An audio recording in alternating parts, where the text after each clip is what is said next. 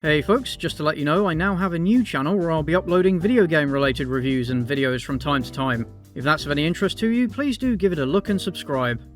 Disney's live-action remake of Snow White has one of the most tumultuous stories of any movie in that company's history, and certainly within recent memory. It suffered problem after problem, controversy after controversy, disaster after disaster, and one of the worst public relations nightmares of any movie from the last decade, being a subject of popular ridicule long before it played on any screens. Plot holes, feuds, deceit, bad acting, disability erasure, Lord Farquaad, fires, boycotts, protests, brawls, Wee Man from Jackass, vandalism, social media sniping, strikes, culture wars, review bombing, scared children, memes, a pandemic, Donald Trump, bad feminism, death threats, geopolitical struggles, $350 million, and whatever the hell this face is. This story has it all. Except for a sex scandal, that's the one thing it doesn't have. For now. But otherwise, it is a roller coaster. It is a masterclass in how not to make a movie, how not to promote a movie, and in how the best laid schemes of mice and men often go awry. So come join me on an epic journey through time and space as we explore the full story behind the epic disaster that was the Snow White remake.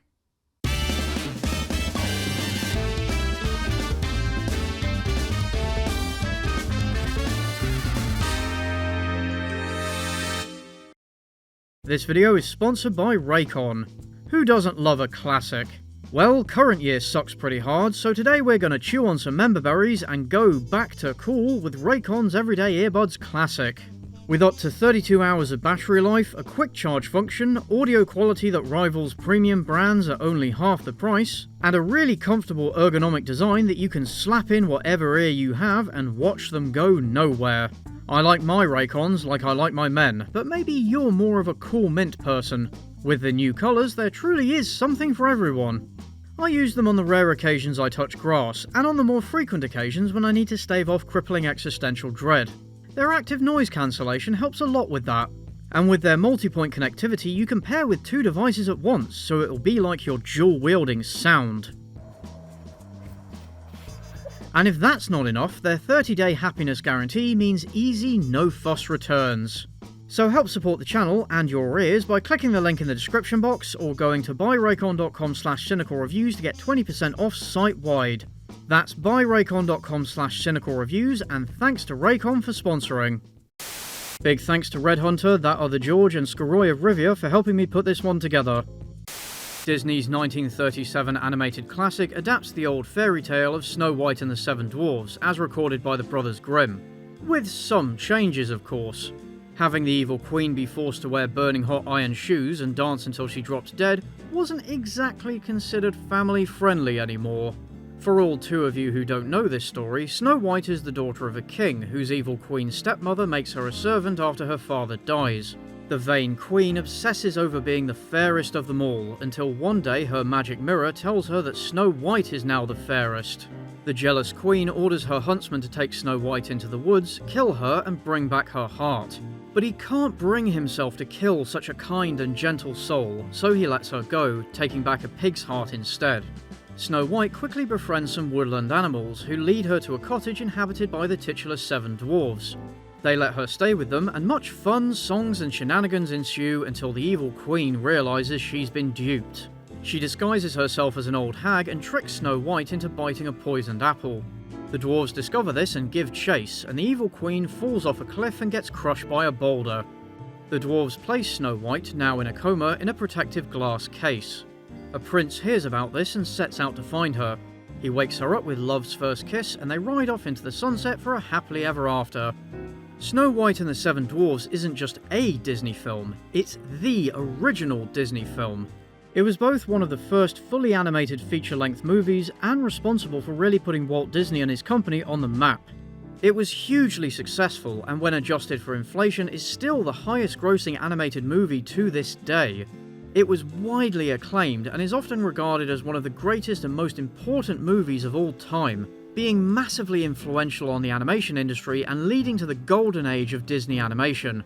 Flash forward more than 80 years, and Disney have since shifted their approach entirely away from hand-drawn 2D animation, pumping out live-action and CGI remakes of their beloved animated films such as Mulan, Aladdin and The Lion King, a string of releases that, with few exceptions, ranged from lackluster to outright dog shit.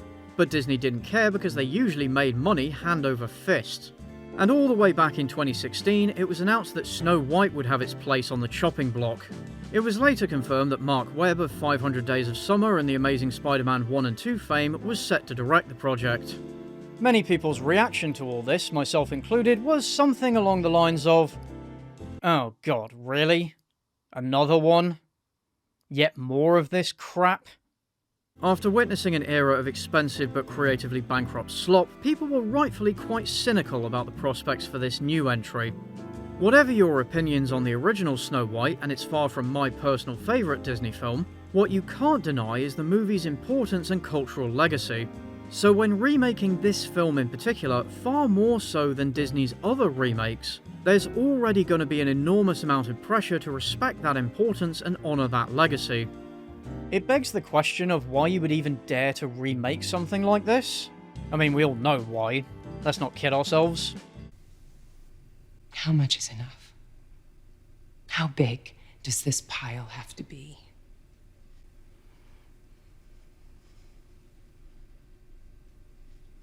But even if you are only doing it for money, right from the start, in the immortal words of Blade, you're going to be ice skating uphill.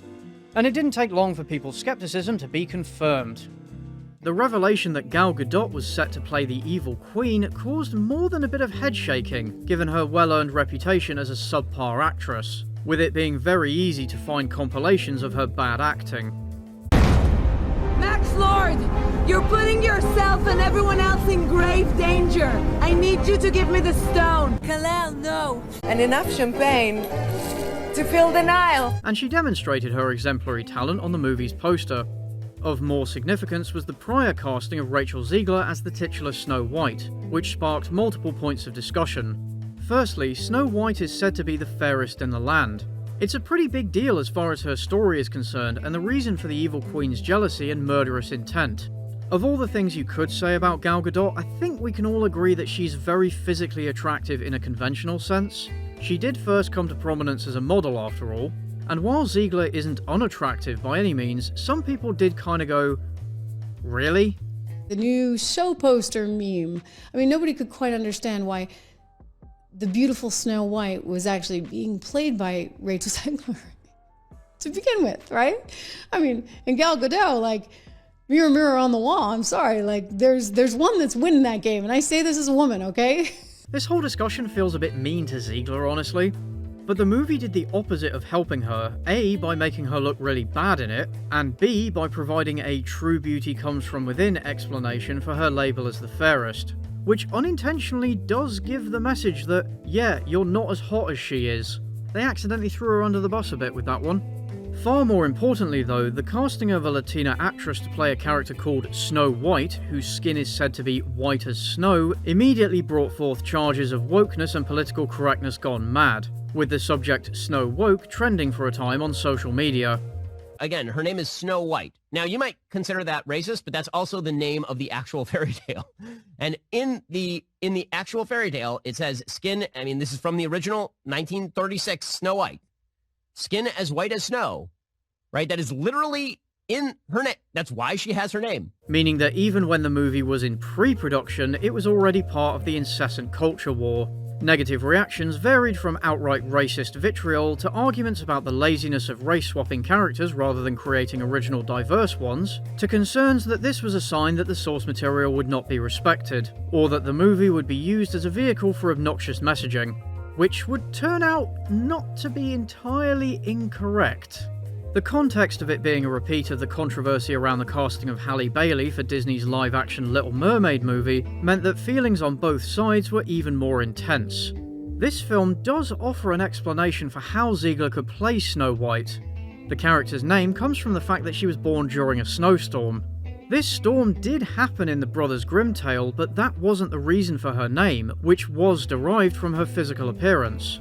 Regardless of whether you accept this reasoning or of your stance on this issue, Disney would continue to employ a progressive, colourblind casting process, and attempted to brush off the negativity by simply ignoring it.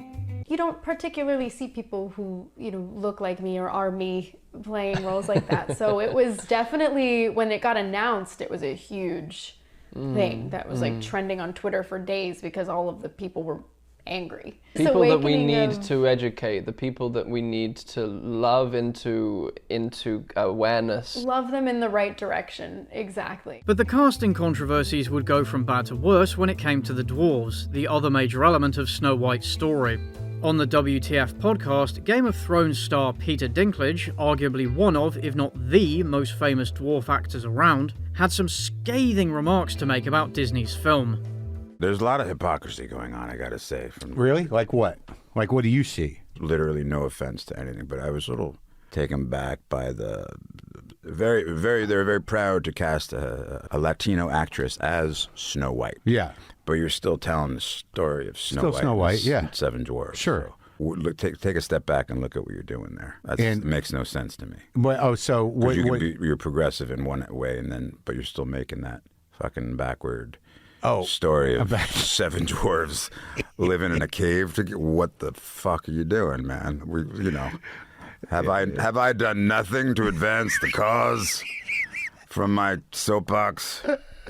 I guess I'm not loud enough. And all love and respect to the actress and to the people who thought they were doing the right thing. But I'm just like, what are you doing? These comments ignited a shitstorm, with other dwarf actors and entertainers quickly coming forward to loudly disagree with him. Fuck you, Peter Dinklage. Piece of shit. That's real heat, too. Fucking hate him. This is actually quite an interesting and complicated issue, because until very recently, the only parts that were available for dwarf actors were things like fantasy dwarves and goblins, and not necessarily well-rounded characters. From the perspective of someone trying to branch out from these roles and be taken seriously as a dramatic actor, I can definitely see how it would feel condescending and frustrating to have that continue.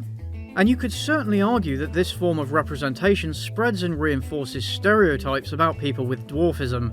But the other side of this is that although they were pigeonholed into these roles, it did allow dwarf actors to carve out a niche for themselves in a very competitive industry and find work more consistently than other actors.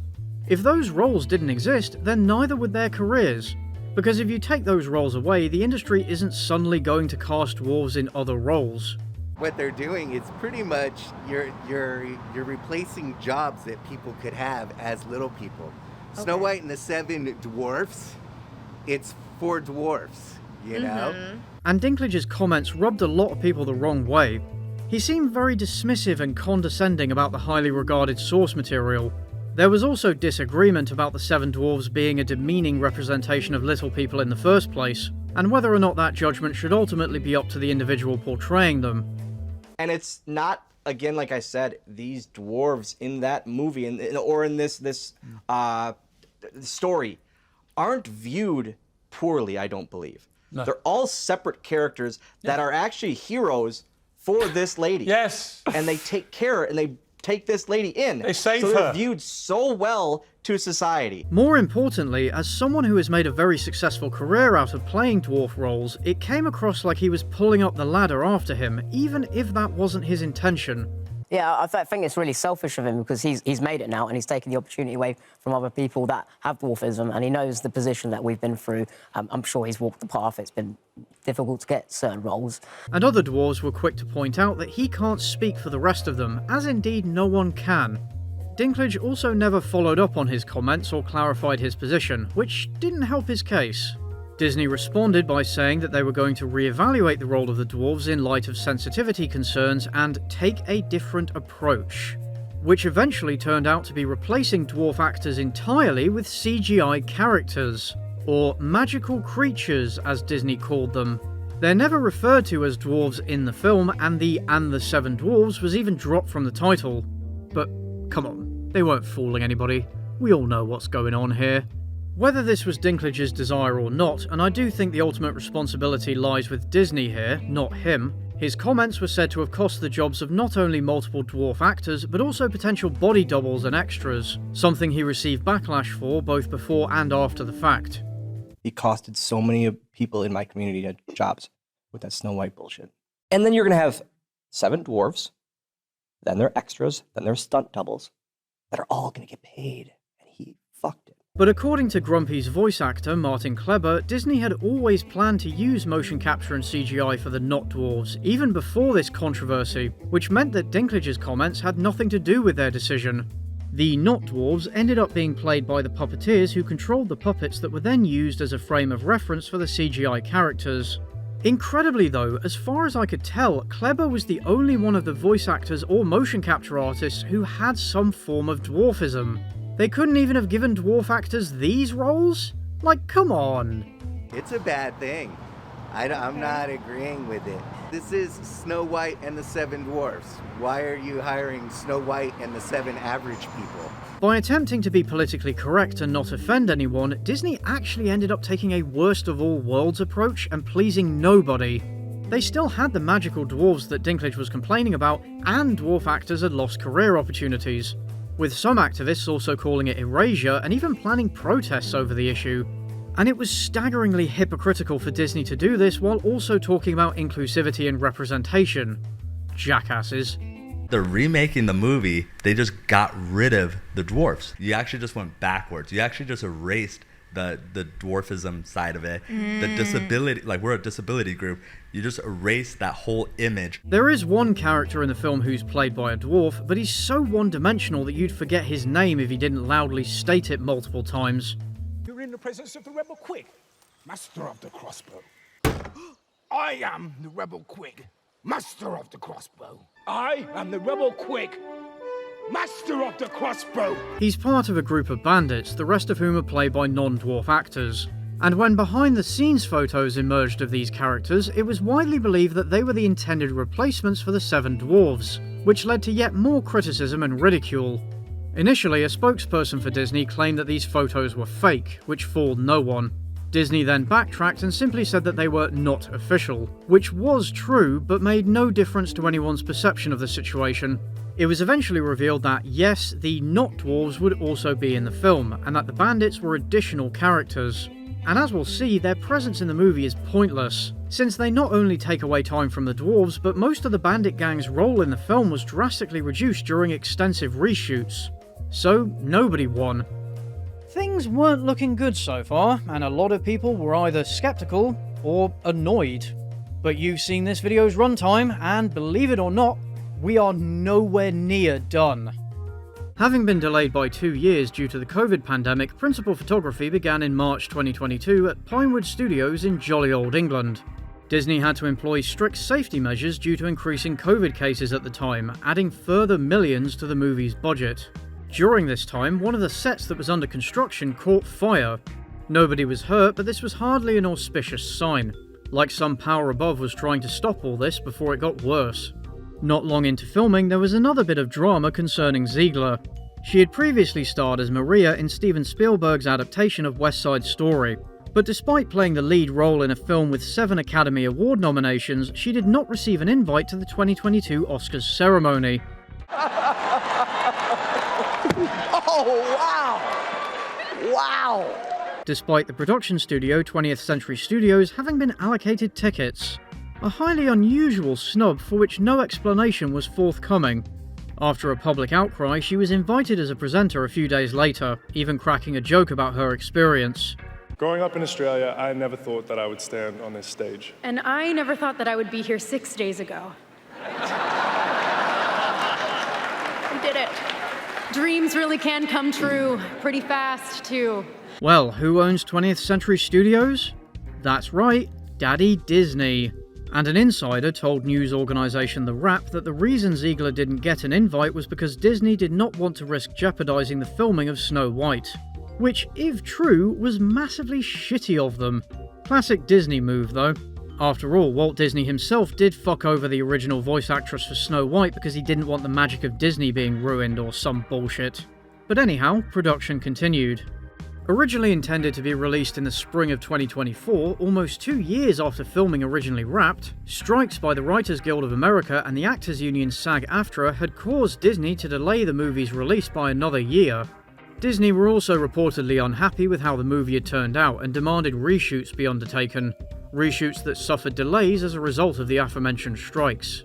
Around this time, Gal Gadot experienced serious health complications in the 8th month of her 4th pregnancy, adding further, although completely understandable, delays. Fortunately, she and her daughter turned out okay. Reshoots aren't necessarily a bad thing, but they're usually not a good sign. Given how the movie eventually turned out, I can't imagine how bad it must have been before these changes. But according to insiders, at least some of the cut content was better than what was left in the final version. I mean, there was a deleted scene in which Snow White almost fucking drowns. But that was too impactful. Can't have the audience feeling any sense of peril, can we? In August of 2024, Disney released a teaser trailer for the film, and oh my giddy lord, it was not well received, with almost every aspect of what was on display being savagely torn apart. This only got worse when the official trailer was released in December, with the acting, costumes, CGI and more coming in for relentless mockery. One journalist even claimed that his young son found the dwarves terrifying, and a series of AI songs made out of funny comments on the trailer has so far racked up more than 15 million views on YouTube alone.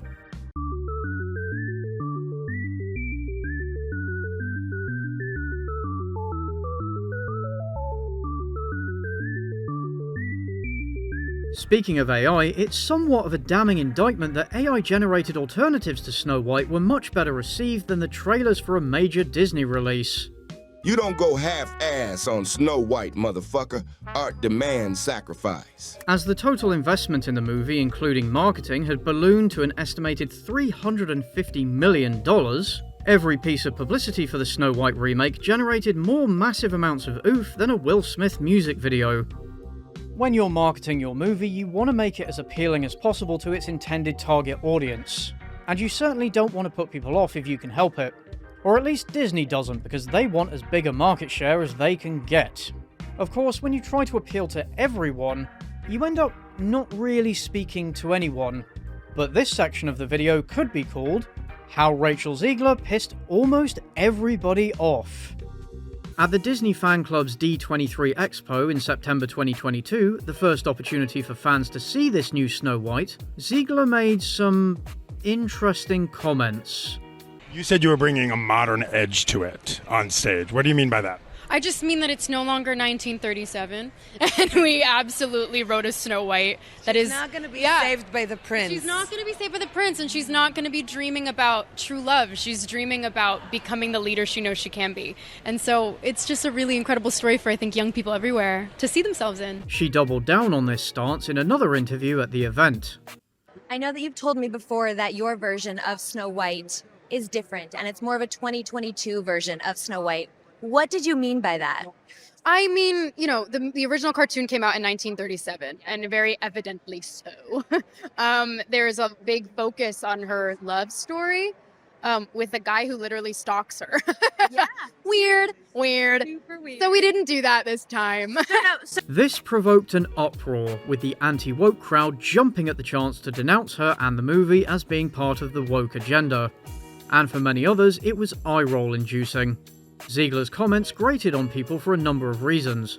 She came across as very condescending and contemptuous of the film they were remaking, which nobody wants to see from one of the lead participants in a project, and prompts the question, why are you even involved if you had such an issue with the original? Aside from the Disney box, obviously. This got worse after Zegler revealed that she'd barely watched the movie and wasn't a fan of it.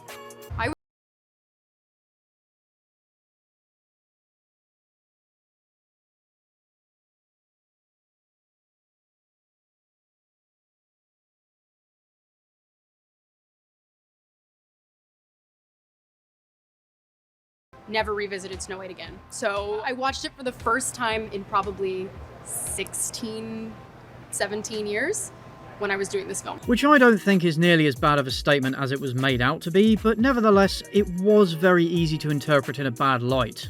Contrast this to Gadot, who talked about how proud she was to play a role in the film and celebrated the original movie's 85th anniversary. Despite proclaiming herself a fan of Disney films, Zegler's approach and her attitude towards this beloved classic alienated a lot of people, and did nothing to give them faith that this project would be in any sense respectful. Many people get rightfully annoyed by the hypocrisy of a company or person banking on a nostalgic or popular IP to make money, while also disrespecting it and changing it unnecessarily. Putting this in the context of other media adaptations that were ruined partly due to the creator's lack of respect for the source material, and it's easy to understand why people would get so passionate about this. Despite being far from solely responsible for such a revisionist approach, Zegler received the majority of the hate for it. And at least she was aware enough to know that much of the backlash was motivated by the passion that fans have for the original film. Furthermore, there were her comments on specific elements of the animated film. That is not going to be saved by the prince. She's not going to be saved by the prince, and she's not going to be dreaming about true love. She's dreaming about becoming the leader she knows she can be. This struck people as a sign that the movie would be driven by a message that would overwhelm its story rather than be a natural part of it, and would feature the, quote, strong female character cliché that's so frequently done wrong and to cringe-worthy effect. If the point was about how active protagonists are more interesting than passive ones, that much would be true, but that's not what's being discussed. The cartoon was made 85 years ago, and therefore it's extremely dated when it comes to the ideas of women being in roles of power and what a woman is fit for in the world. And so when we came to reimagining the actual role of Snow White, it became about the fairest of them all, meaning who is the most just and who can become a fantastic leader. But there's another side to this. You see, many feminists actually denounce Zegler's comments as an example of faux feminism, the idea being that it's actually counterproductive to the cause of women's empowerment, because it implies that a woman's worth is somehow linked to whether or not she adheres to traditional gender roles, in this case being saved by the prince. What doesn't fit into my brain is why does a woman need to somehow be proactive, extraordinary, have this incredible successful career in order to be appreciated and in order to be considered a protagonist? When really, Snow White is empowered if she is who she chooses to be. Criticizing Disney princesses is not feminist. Not every woman is a leader. Not every woman wants to be a leader. Not every woman wants or craves power, and that's okay. It is not anti-feminist to want to fall in love, to want to get married, to want to stay at home, to be soft, to want to be a homemaker. None of these things make you less valuable as a person or a woman. Despite her circumstances, she still exercises a surprising degree of autonomy in her own story. Even though she is a somewhat passive character, to claim that she has no agency is just untrue. In addition, many people simply disagreed that there was anything wrong with Snow White's depiction in the original. She was kind, gentle, helpful, and hardworking. These are positive traits, even if they're associated with a more passive traditional gender role. So for those people, Zegler's complaints were nothing more than pointless virtue signalling. There's also the fact that she might have had a point if this film had come out more than 40 years ago. But active female protagonists are now the norm in Western media, not the exception. This is also the case in Disney movies. I mean, hell, Enchanted did this almost 20 years ago, which means that this approach is far from original and nothing special. And furthermore, not every female protagonist needs to be a leader, and if they were all girl bosses, that would get very boring. We do not need remakes where original characters that aren't supposed to become leaders become feminist icons somehow. Every female character has a feminist icon stamp on her. The whole movie industry becomes boring. It just becomes very predictable. And even if you agree with the message, no one goes to a movie theatre to be preached at, so the prospect of this happening wasn't exactly appealing. People want to see a good movie, and that should always come first.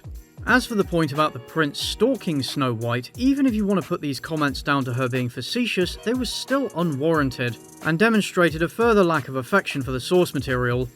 And also, if you think that the original scene where the prince wakes her up with a kiss is creepy, a position that has been taken, would you rather Snow White had stayed in the coma forever? Her comments about the remake not focusing on a love story are also quite strange, given that the prince and the romance are only a factor at the beginning and right at the end of the animated film. As we'll see, romance actually plays a more predominant role in the remake than it does in the original. The prince character has been removed entirely, replaced by another love interest, but Zegler also made some quite disrespectful remarks concerning him. all of Andrew's scenes could get cut. Who knows? It's Hollywood, baby. Which is really not the kind of thing you want to hear your fellow cast members saying about you. And it does make me wonder whether part of the aforementioned reshoots involved expanding on the love story and his role in the film in reaction to her comments and the resulting criticism. Zegler later clarified many of these comments and expressed sadness that they were taken as they were, but by then it was far too late. Whether or not any of this is what she meant, that is how it came across, and the damage was done. Zegler had made herself a very easy target by being so outspoken. A lot of the negativity directed at the film became centered around her, even when others involved with the project, such as Gadot, agreed with her views. Also, the fact that she's not going to be saved by the prince, and she's the proactive one, and she's the one who set the terms, is what makes it so relevant to where we are today. And if it is true that, according to her, she was told by Disney to really sell the fact that her character is much bigger and broader than "someday my prince will come" and "I'm wishing for the one I love," then she can't take the brunt of the blame for having made those statements. And I personally find it hard to believe that she and Gadot would have made these statements in multiple interviews unless they'd been told by someone at Disney to emphasize this talking point. And what do you feel like sets this version of Snow White apart from what we've seen before? Well, first of all, the first version of Snow White was like 80-something years ago, so it's kind of dated. Right now, in the version that we have, Snow White is much more proactive. She's not going to be saved by the prince. She's going to, get her own agency and all of that. And if it was the case that this was a marketing gimmick gone wrong, then Disney had a moral obligation to back her up. But in any case, they didn't back her up. It does appear that Disney did engage in some damage control, having her emphasise how much she loves the original film in future appearances, which came across to some as being heavily scripted. Just a very dedicated group of people who love Disney cartoons. I'm one of them. You know, I love everything that the Disney company has put out in the past a million years, 100 years this year. And it is worth noting that throughout all this, Zegler did have her fans and other celebrities who spoke out in her defence. But there was also a significant contingent of those who were mercilessly unsympathetic. Even when she made valid points, her attitude and the overall context led people to ignore them and think of her as entitled. Some of the criticism was valid and some of it was not, sometimes devolving into body shaming and other outright nastiness. The internet is not my biggest fan. It never has been, but it especially isn't these days. I've made some stupid choices, but I don't think anything to warrant the amount of negativity that I see on the daily. For example, in a vlog she posted on her YouTube channel titled "I Ran Away From My Problems for 24 Hours", she made some emotional statements regarding her position on the internet. I never want it to come off as me being ungrateful for the opportunities I have. When I tell you that it's hard, I just mean to be inside my brain. That's hard. And I'm there 24/7. I can't get out of it. And I don't know if that will make sense, but that's where I'm at. I'm so grateful for the things that I'm able to do. And a lot of what I'm able to do is because of you guys. And I'm so unbelievably thankful for that. This was seen as a display of delusional narcissism and a refusal to take responsibility for her behaviour. Except there was one problem. This video was uploaded in June 2022, months before she'd made her controversial statements and had nothing to do with the backlash to them. But that didn't matter to everyone who'd already jumped on the hate train because it was just one more reason to validate their dislike for her. Ironically, Zegler herself said that this exact thing would happen in her video. I have a feeling that this video is going to get taken out of context, and I know that at this point I can't really stop people from doing that because that's what my whole existence on the internet is just me being taken out of context and stuff, which is fine. That's what I signed up for, isn't it? And any future vlogs in which she attempted to explain herself and bare her soul were treated to the same reception. And I know that in the past year, I posted, I think, one YouTube video, and I know everybody's really pissed at me, and I'm sorry. I've done plenty of wrong. I've also acknowledged this before in many ways. On YouTube, on Twitter, on Instagram, I've talked about what an idiot I've been as a young person in this industry who has no filter and no idea what she's doing. It's just point blank, period.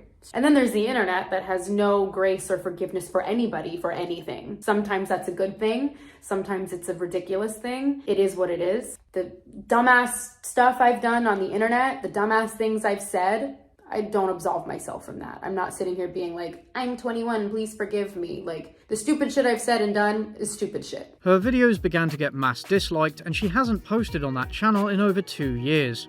It was evident that the intensity of the backlash did take a toll on her, despite her efforts to keep her chin up and remain optimistic. I think a lot of people are very mean whenever I do public appearances, and so when I do public appearances, I get very anxious. I had an anxiety attack on the plane ride here, because I was just kind of, remembering how the first half of my last year was very hard, and that was spent in Europe as well. And I got really nervous at the prospect of coming back for any reason so soon after leaving in November.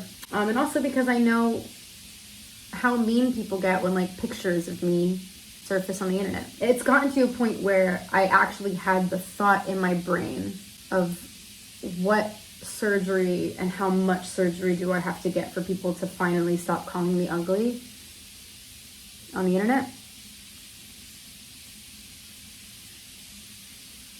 Zegler's comments and the casting controversies led the son of the original film's director to denounce the movie and accuse Disney's bosses of insulting the classic.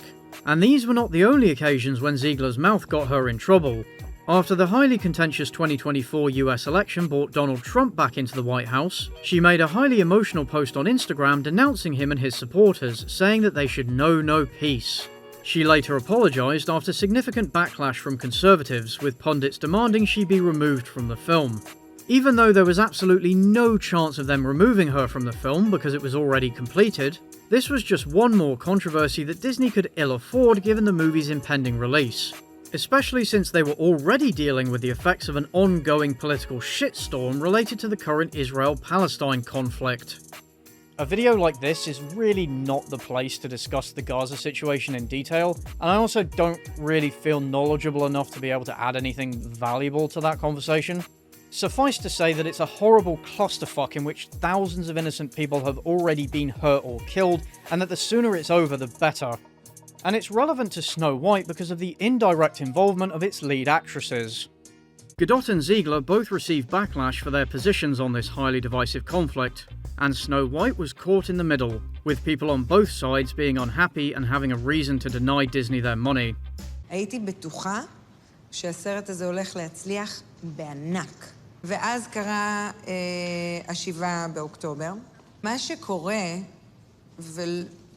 וזה קורה מאוד מאוד מאוד בכל מיני תעשיות וגם בהוליווד, מופעל המון לחץ על סלבריטאים, על שחקנים, על יוצרים, להעלות דברים נגד ישראל. והתאכזבתי שהסרט הושפע מזה מאוד, ולא הצליח בקופות. אבל זה מה שזה. You win some, you lose some. Gal Gadot is a prominent celebrity in Israel and has spoken out in support of her country and the Israeli Defense Force, which she did mandatory service in. During the current conflict, she condemned Hamas's October the 7th attack on Israeli civilians and advocated for the hostages they had taken. She and her husband helped organise a screening of a documentary about the attack, which she didn't attend due to safety concerns, which turned out to be justified after a fight broke out between rival groups outside the screening. Somewhat ironic given that the event took place at the Museum of Tolerance. Because of her association with and support for Israel, the sets and premieres of Gadot's films have become targets for pro-Palestine protesters, with these disruptions happening on multiple occasions. Her ceremony to receive a star on the Hollywood Walk of Fame was disrupted by protesters from both sides, and her star was later defaced. Some of her films, including the Snow White remake, are banned in Lebanon, while Arab and pro-Palestine organisations have loudly called for boycotts of Snow White, calls which have been in turn labelled as anti-Semitic. It should be noted that Gadot has condemned the killing of innocent Palestinians and has called for a peaceful end to the conflict, receiving criticism from right-wingers within Israel for not being hard-line enough. Unfortunately, the issue is so emotionally charged that a lot of nuance is lost. As far as Snow White is concerned, Gadot did not mix her political statements with promotion of the film. After all, Gadot knows more than most the perils of posting cringe on social media. Imagine there's no heaven. In contrast, Zegler has loudly voiced her support for the Palestinians, signing an open letter to then US President Joe Biden calling for a ceasefire, and commenting on a Twitter post thanking people for views on the movie's trailer, "Free Palestine." When you're promoting a movie, it's generally best to avoid getting involved in political controversies if you can help it, especially when you use the film's publicity to do so.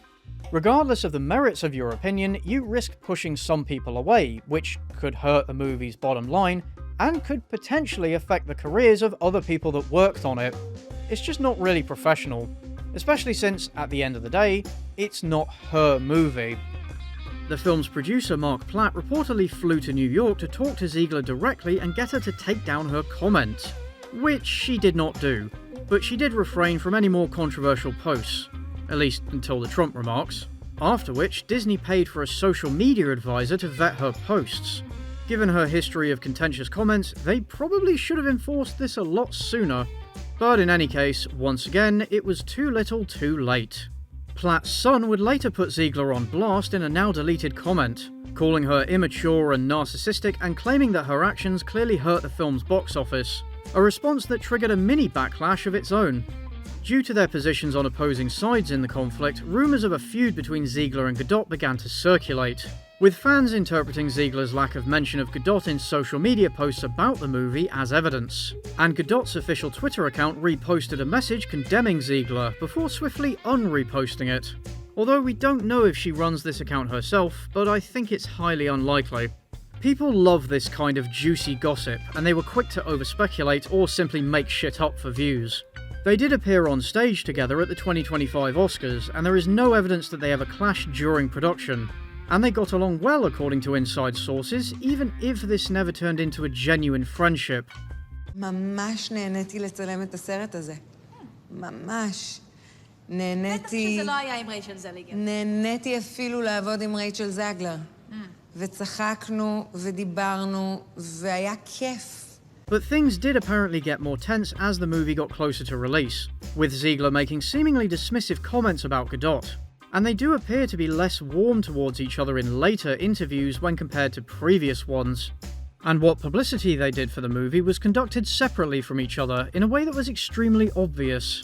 More concerning, though, was the fact that Gadot reportedly received a huge spike in death threats after Zegler's post, which led to Disney hiring more security for Gadot, with one insider saying, "She didn't understand the repercussions of her actions as far as what that meant for the film, for Gal, for anyone."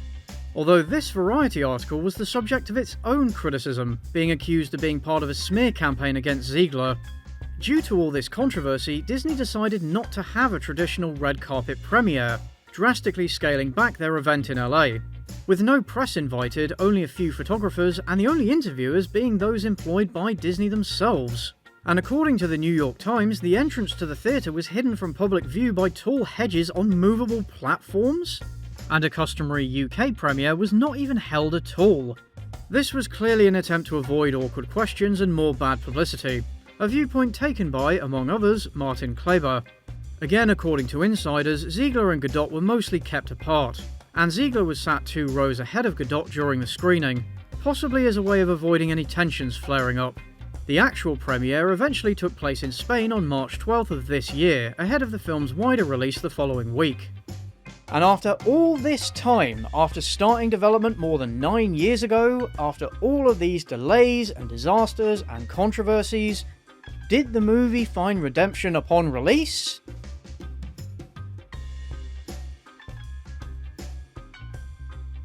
No.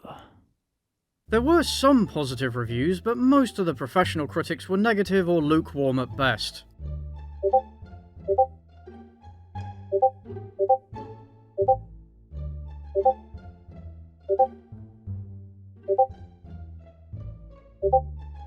Meanwhile, the movie was immediately review bombed to all hell. It very quickly became one of the worst rated movies of all time on IMDb, rated more poorly than The Room, Dragon Ball Evolution, and all of the Human Centipede films, which led to IMDb adding an unusual activity disclaimer to the ratings page.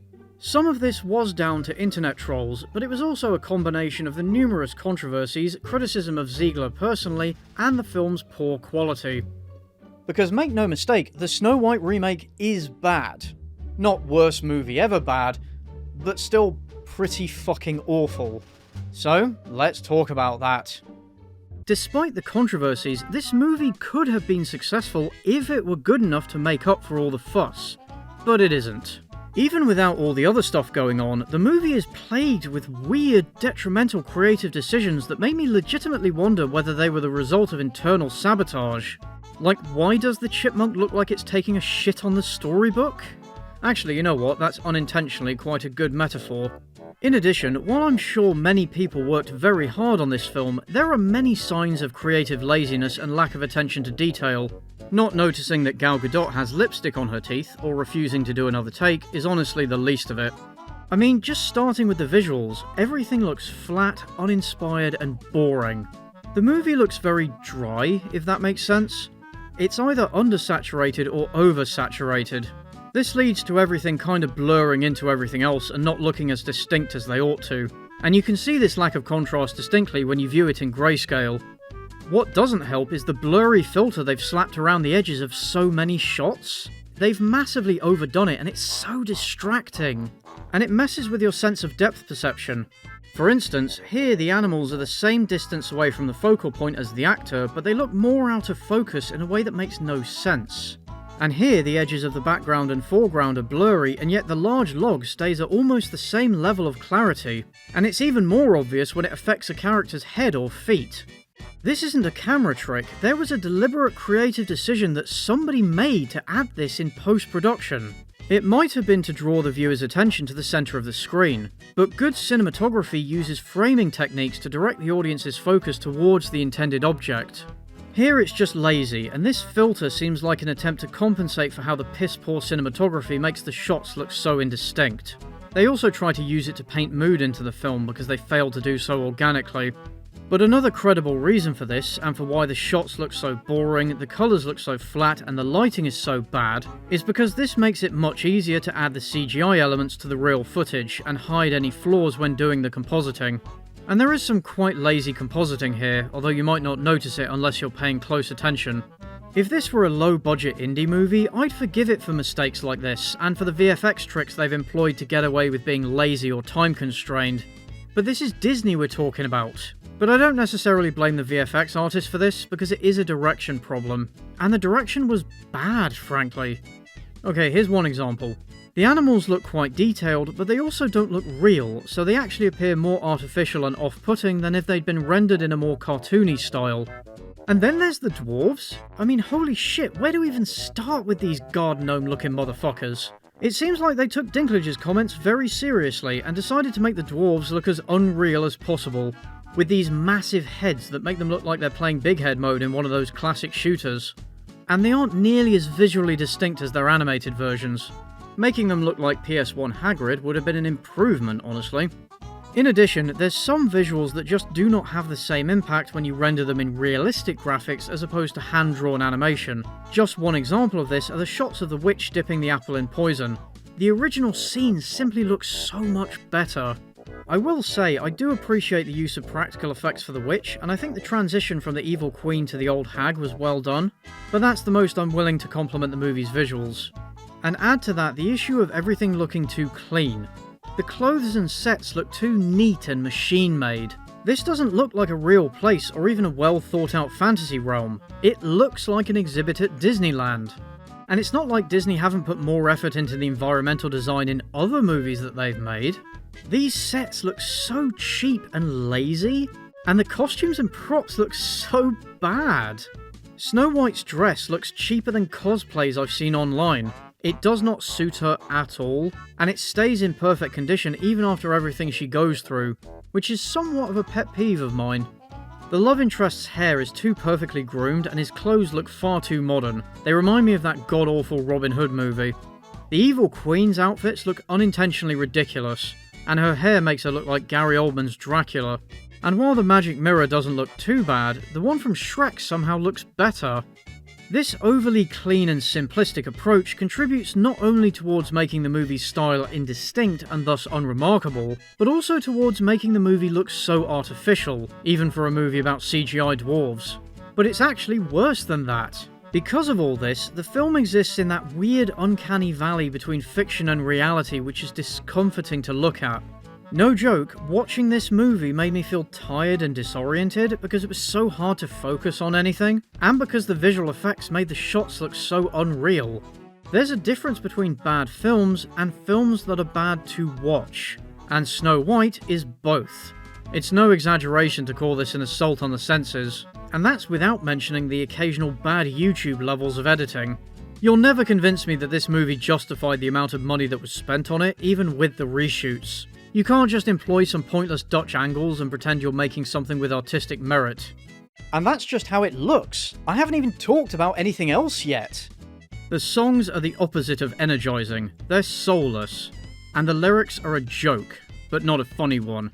I'm not going to play any of them because of copyright, but just look them up on YouTube if you don't believe me. The choreography is also nothing to write home about. See what other musicals do in this regard, and you'll see how wasted an opportunity this was. And the audio suffers from a similar artificiality problem as the visuals. For example, when the dwarves sing, they harmonise a little too well, and they don't take advantage of this cavernous environment and the effect that it would have on their voices.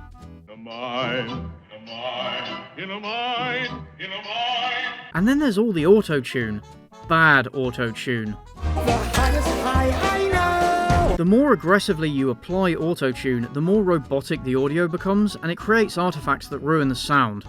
Cutthroat and cruel. The fact that so many of these artifacts remain in a film with this high a budget is inexcusable. And I just might like the view. Gal Gadot sounds fucking terrible, even with all the effects they've applied in post. In fact, I find it quite amusing, telling me to play nice. But bizarrely, they've even applied too much of it to Rachel Zegler, who is demonstrably far from a bad singer.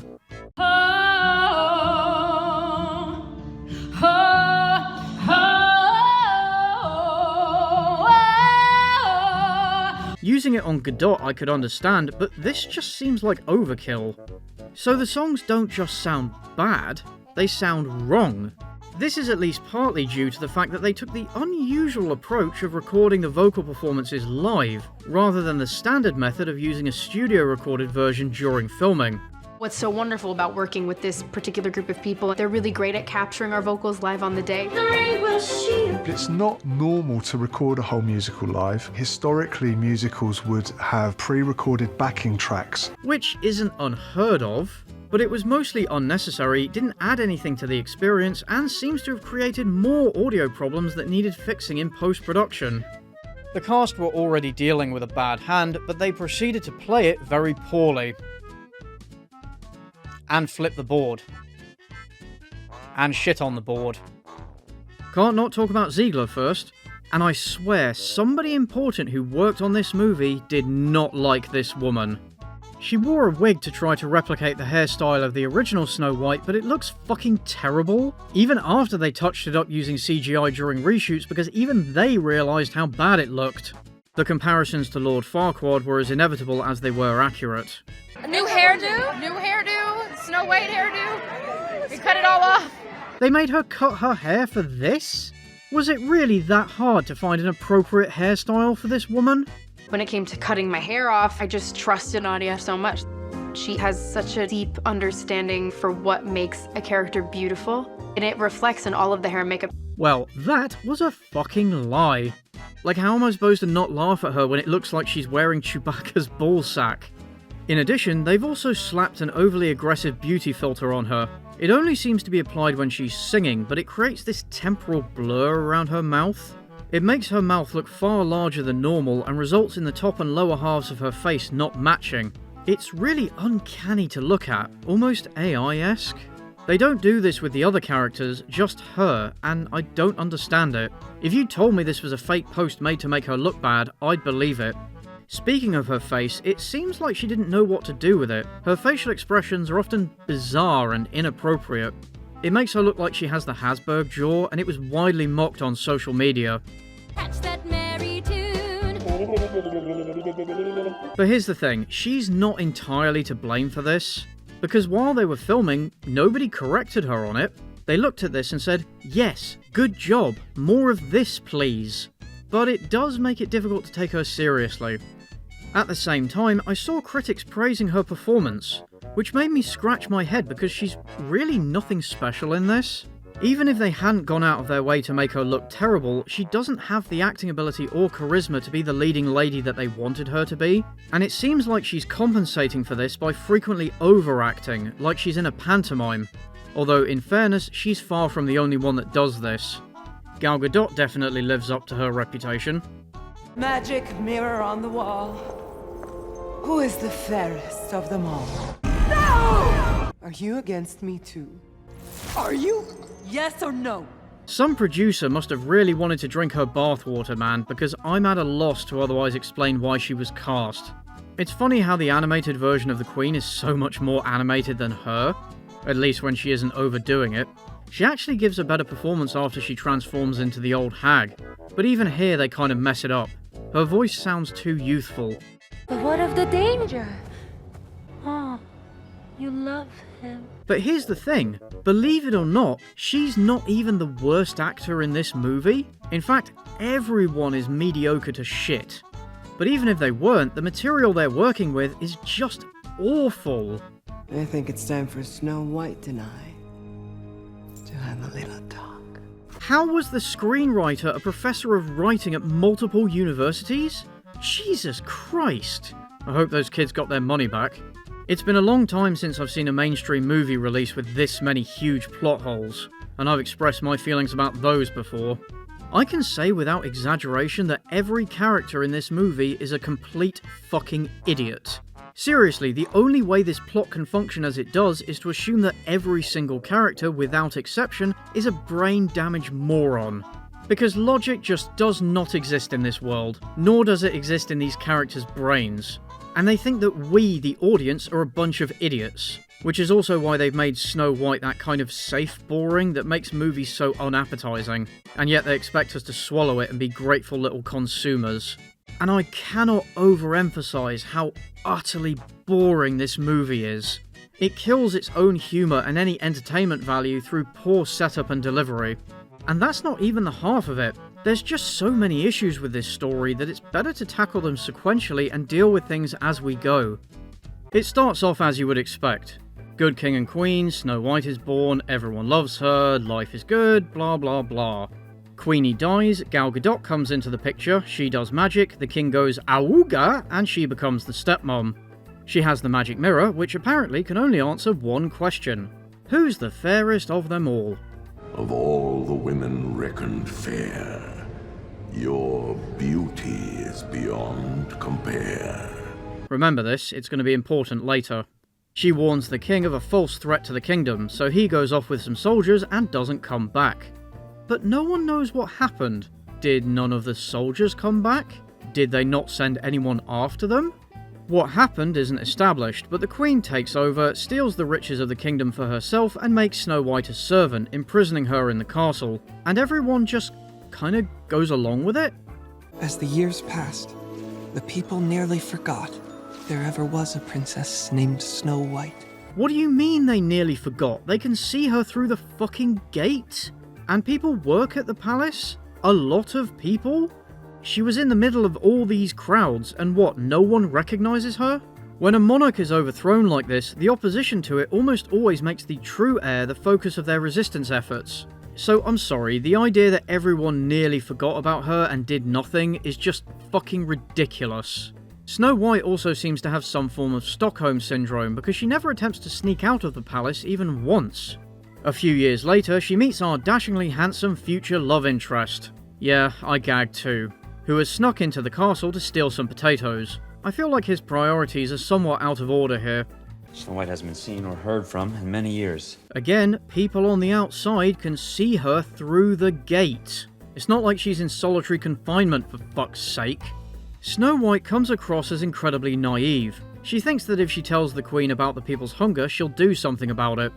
During all those years in which the Queen did all these evil things, Snow White has somehow not worked out that the very obviously evil woman is in fact evil. The Queen justifies why she refuses to share the wealth with the people. Pies are luxuries. They don't need luxuries. One is weak, useless, fragile. The other, hard, unyielding. Everlasting, flawless. My subjects don't want a flower. They want a diamond. She has all the makings of a future Tory Prime Minister. Maggie Thatcher would be proud. After the thief gets arrested with all his potatoes, he admits that he's the leader of a group of bandits who fight in the name of the king. Maybe instead of stealing a few potatoes, he could have had a bit more ambition? Like dealing with the source of the problem? The Queen orders him to be tortured. Snow White pleads for mercy, so the Queen gives her a bitch please look. My father would show mercy. You just heard everything she just said, right? How do you not realise who you're talking to?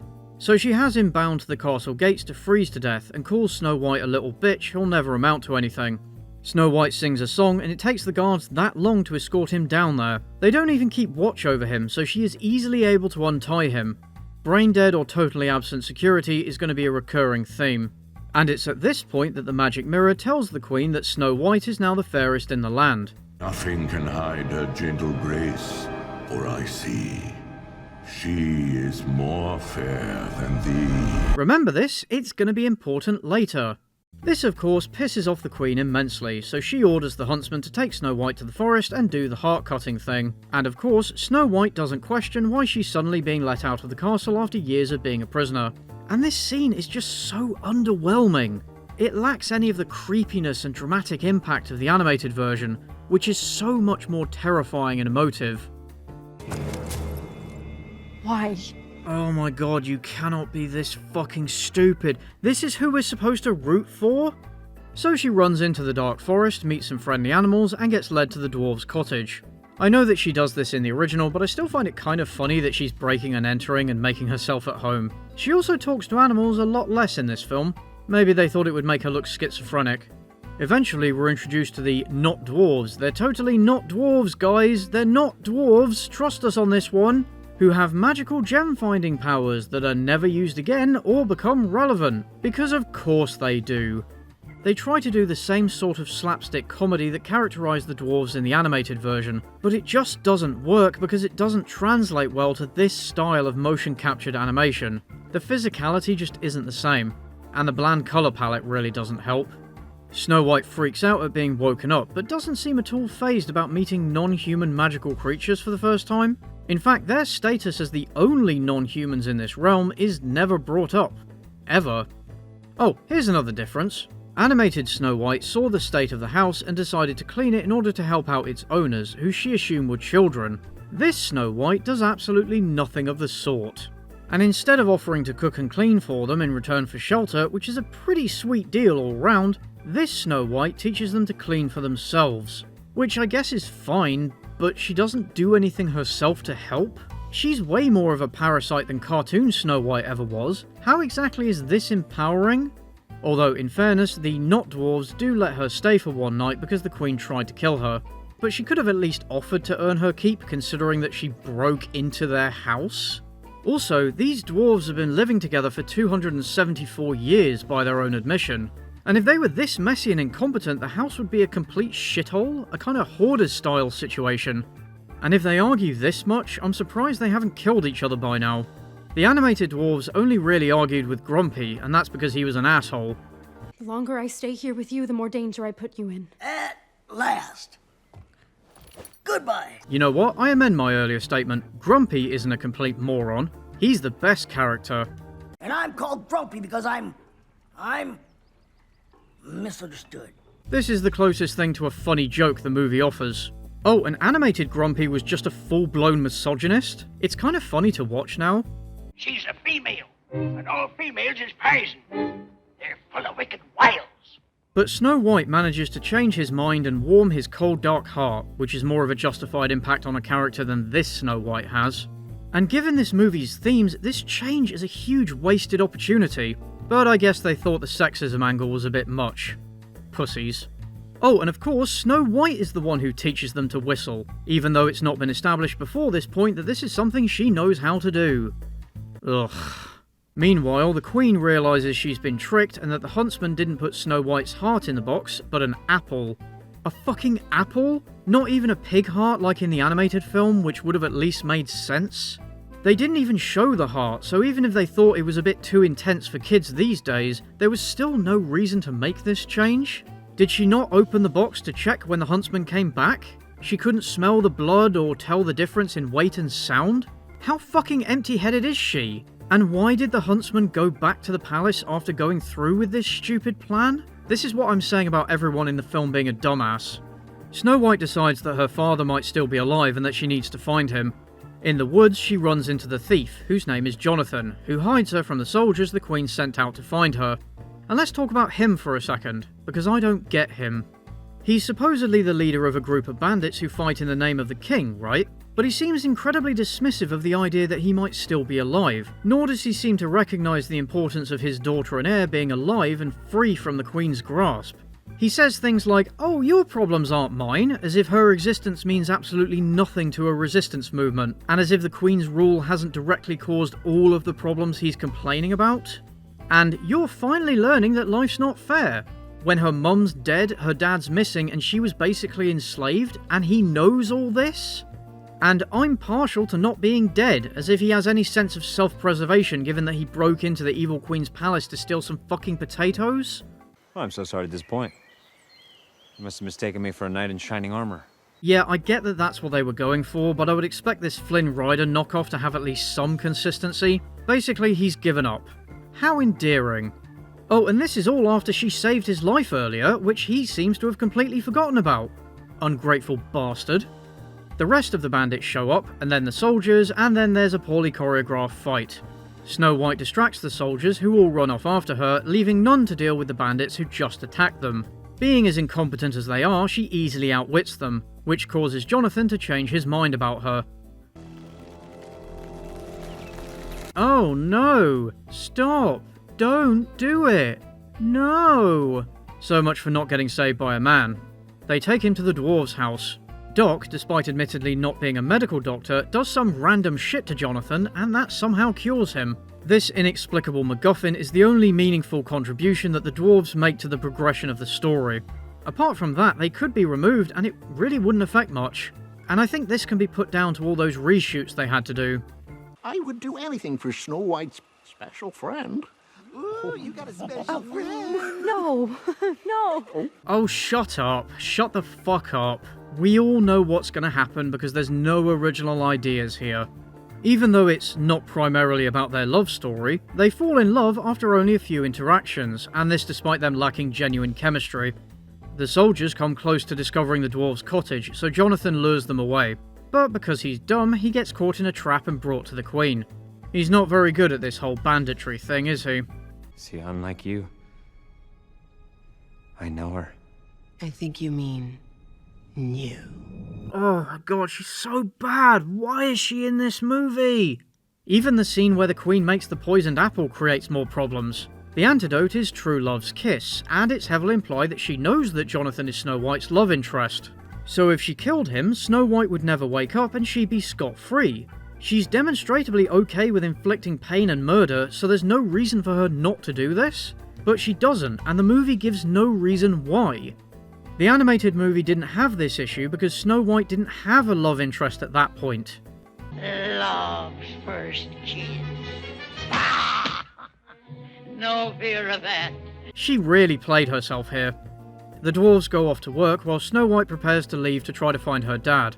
Completely alone and with the soldiers still looking for her? Not sure what her plan was. Before she can, the Queen shows up disguised as an old hag. Appealing to the memory of her father, she convinces Snow White to eat the apple, which makes her fall into a coma. The issue is that while I can believe that animated Snow White is innocent enough to think that nothing untoward could happen, this makes this Snow White look really stupid, despite the movie trying to tell us otherwise. And why does she immediately take a bite? Just save it for the road and go, you've got shit to do. The dwarves come back and there's Big Sad, which I can't take seriously because of how disproportional their heads are. If they just ended the movie here, I'd have forgiven it its many trespasses. But alas, it was not to be. You, my queen, are fairest of all. Remember this, it's gonna be important later. Meanwhile, Jonathan and the huntsman escape from the castle dungeon, which I'm only willing to accept because the castle security has been so demonstrably laughable. He goes to see the comatose Snow White, kisses her, and she wakes up. Which is not many degrees less problematic than the original scene was accused of being. If that part of the fairy tale was such an issue, I don't get why they kept this at all. Or maybe they added this in during reshoots because Zegler said his character was useless. Snow White finally accepts that the Queen killed her father and resolves to retake the kingdom. She shows up at the castle town and the people rally behind her. I thought they forgot she existed. She's recognised now but not before this? And again, where are the fucking guards? The Queen gives her a magic dagger and is like, "If you want the throne, take it, you pussy." But of course, that's not her way. The guards seize her and the Queen orders one of them to kill her, instead of doing it herself again? What is her fucking issue? At least establish one. So Snow White uses her ultimate superpower, kindness. It was established earlier that she's very good at remembering people's names. So in reverse order, it's sneezy, sleepy, happy, grumpy, dopey, doc, and bashful. Well, I'll be. Well, this is the movie's Chekhov's gun, because she addresses the guards by name and reminds them of their lives before they were soldiers, and they all just decide to switch sides. Are you telling me that the only actually bad person in this kingdom is the Queen? She couldn't find any other unscrupulous individuals to do her dirty work? These guys were okay with enforcing a tyrant's will, and they knew that Snow White was alive, but this is what changes their minds? It's just so utterly unsatisfying. They do the whole "I'm Spartacus" thing, and then Snow White does a good Gollum impression. Leave. Now. And never come back! The Queen's attempt to stab her with the magic dagger is interrupted by a timely crossbow bolt. This makes this the 4th time she's been saved by a man. Also, you've got magic? Just summon another knife, bitch! The dwarves snuck in through the underground docks, but now all they do is just stand there? If they'd gone in all guns blazing, I would have at least been able to laugh. The Queen storms back into the castle, and the guards, dwarves, and bandits do absolutely sod all to stop her. Fucking useless. Famed is thy beauty, but it goes no further than the skin. For Snow White, beauty comes from deep within.